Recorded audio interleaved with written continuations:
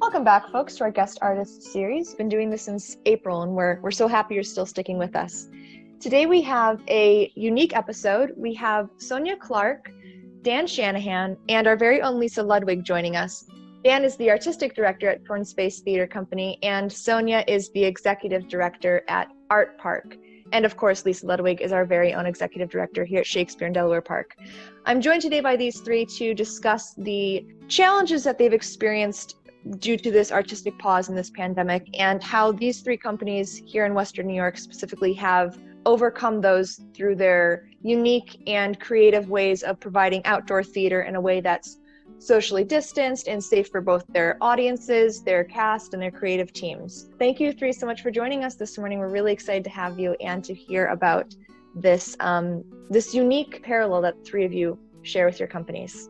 Let's get started by just having you talk about how this pandemic has affected your companies and how this creative pause in the theater world and live performance venue world has shifted what you do as a company.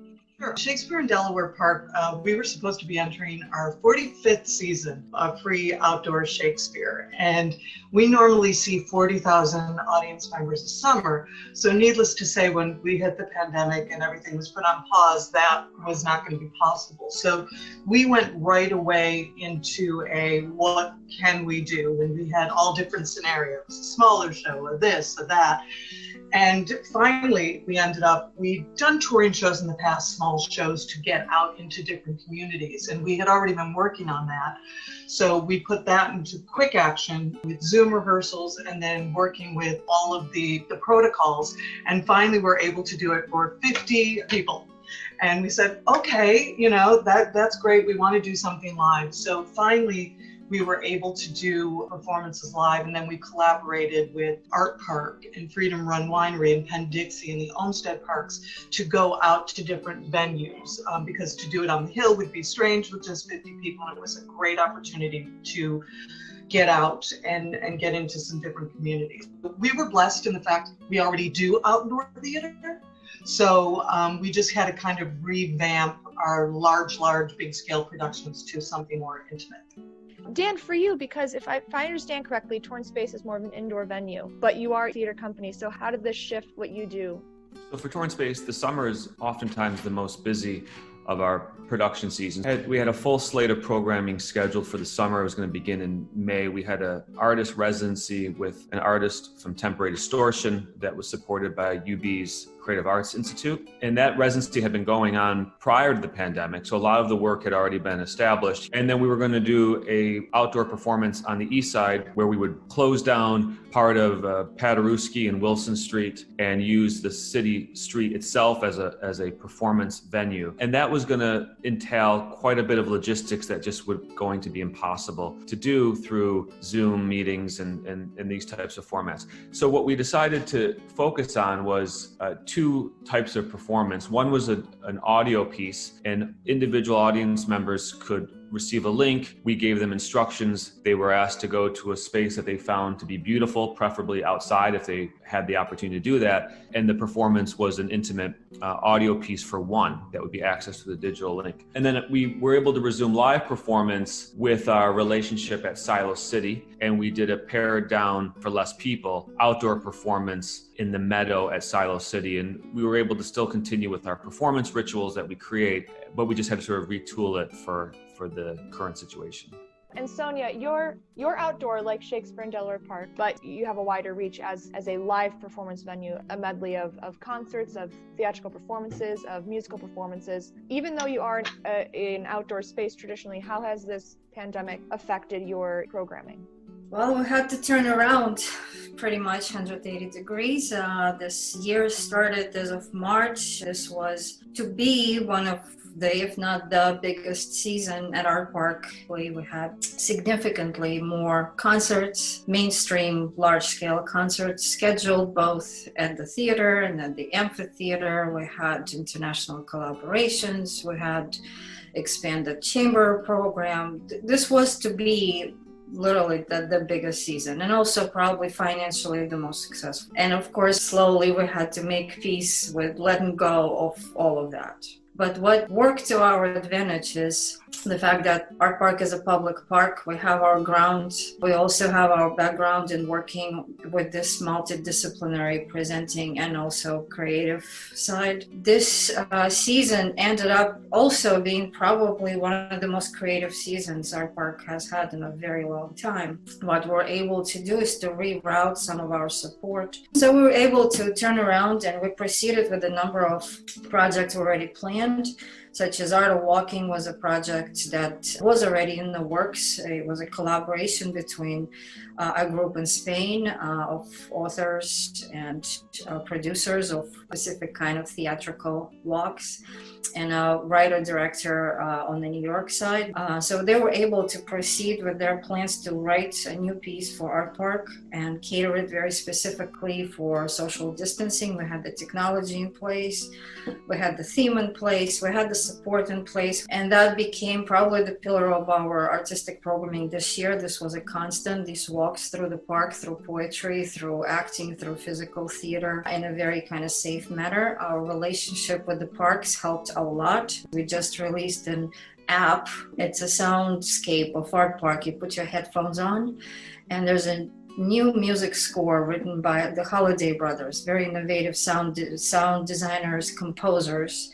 It's a free app. You can go there any day. It's called Cover the Water. You can find it in the search app. And music changes with your path, depending where you go. So it's a GPS activated technology for sound. So depending which path you take, your sound is shifting. So it's a very, very unique and great experience. What Sonia said earlier, that was very interesting, is I will agree that the foundations and the sponsors in Western New York have been so supportive through all of this, as have all of our members and normal audience members really been there for us. Dan, did you feel that way too?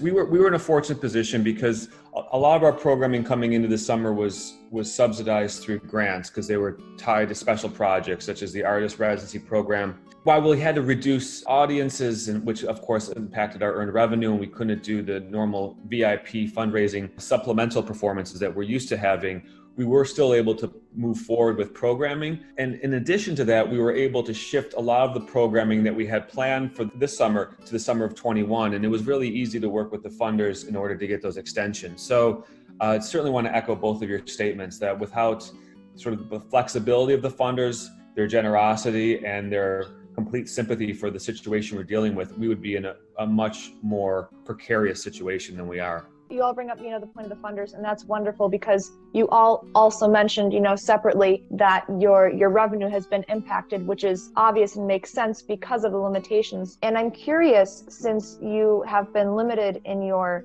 in-person interaction with your audience, how have you found alternative ways to continue engaging with your audience? Well, Shakespeare in Delaware Park has been doing things like this, where we do our guest artist series and have been trying to do outreach like that. We did some theater workshops, monologue workshops, because normally we have an intern program this summer. So social media, we've been doing a lot. We've even done a couple of Zoom performances of our touring show. But it is interesting in the last few weeks to see our 50 people at our productions, how happy they are to be able to see live theater, because I am so impressed with all the theater's creativity to do things online. And I'm so glad we even have the opportunity to do those things. But it really, I know how special live theater is, but to see our audiences over the past couple of weeks, and again, just 50 people at a time, so happy, and again, as Sonia said earlier, we're taking all the precautions. I mean, we're being uber careful, following every mandate, every protocol, and people seem very grateful. And then to have that chance, to see a 45-minute, live show. So that's been awesome. To add to what Lisa said, I couldn't be more grateful to the cooperation that we received from our audiences throughout. Our communication with our audience had been very clear and everybody complied.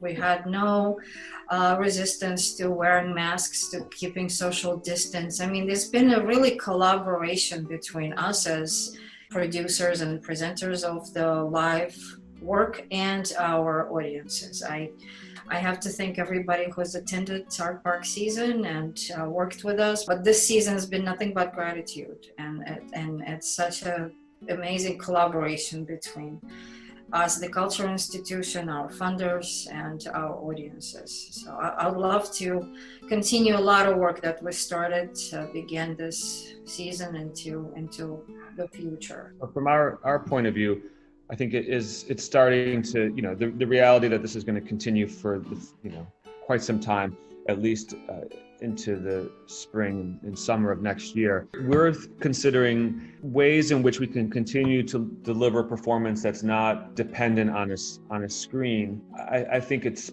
our mission right now to get people off screens. We're going to continue to figure out how we can get people out into the weather. We're going to look at how we can frame the experience, get people to get out in any type of season and really have these kind of, real experiences outside of their confines of their home.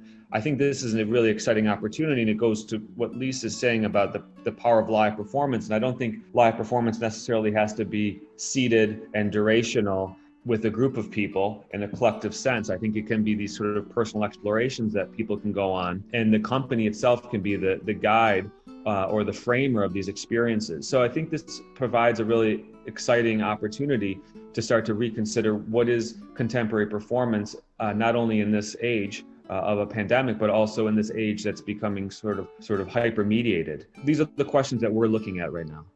Dan, you brought this up, the expansion of accessibility that has been provided in these past 6 months in the various capacities in which we've been forced as artists to adapt. And it provides to be a challenge, but it also provides to be that benefit in the sense of, despite not wanting to be virtual forever, having, whether it be an online performance or a recorded performance as we're seeing now, that provides an accessibility that's been discussed in episodes prior to this one that we've had. Being forced to move outside of our physical space and travel, like you said, Dan, to various parks in various locations provides, a wider spread and a wider reach to where we go in our community. And I hope that's something that continues after this pandemic. It's comforting to hear that there is support provided to the three of your companies, whether it's through the multiple funders that you listed or your audience members continuing to be faithful, or in those limited capacities, because so much of, as we know, art and theater, as Dan said, it's less of a business and more of an extension and an enhancement of life. Grace, too, the thing that was interesting, collaboration, for us this summer was very important as well, with Artpark and Penn-Dixie and Freedom Run and Olmsted coming through to offer their spaces for us to use has been great. I just have one question for Dan and Sonia, because now our season is over. So do you both, I know Dan mentioned something slightly earlier, do you both have plans? Yeah, so we will start launching programming. One of the things we've done, again, as a business model, is we've never tied ourselves to a subscription model. It frees ourselves up to be a little more flexible with how we want to design programming. So we will be planning on launching and refining this concept of personal audio pieces that we'll be doing in October, and then we're going to start to design an outdoor performance experience for the winter as well. So we'll continue developing programming for kind of this particular reality. Well, thank you three so much for joining us this morning. It's been wonderful getting to hear about the new ways that you're taking on Creative Pause. To those listening, thanks for tuning in. Make sure to check out Torn Space Theater and Artpark Performance Venue online to stay up to date with all of their fun activities and events going on. And as always, make sure to like and tag your friends at Shakespeare and Delaware Park. Thanks so much, folks, and we'll see you next week for our final episode. Take care.